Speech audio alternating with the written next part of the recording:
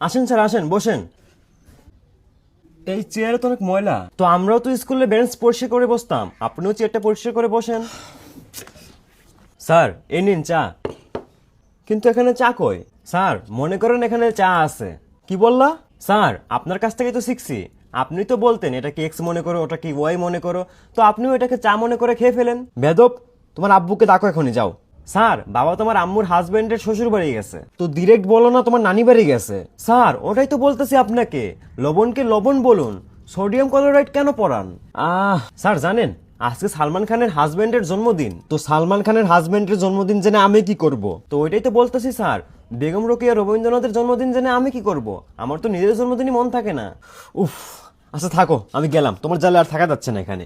ও, বাড়ি যাবেন? তো এখান থেকে কোস 30 ডিগ্রি অ্যাঙ্গেলে রাইট নেবেন, দেন সিন 30 ডিগ্রি অ্যাঙ্গেলে লেফট নেবেন, তাহলে সোজা আপনার বাড়ি চলে যাবে। তো বাড়ি যাওয়ার সাথে সিন থিটা কোস থিটার কি কাজ? তো এটাই তো বলতেছি স্যার, আসল জীবনে সিন থিটা কোস থিটার কি কাজ? আসল জীবনে তো শুধু টাকা লাগবে, টাকা টাকা ভাগ।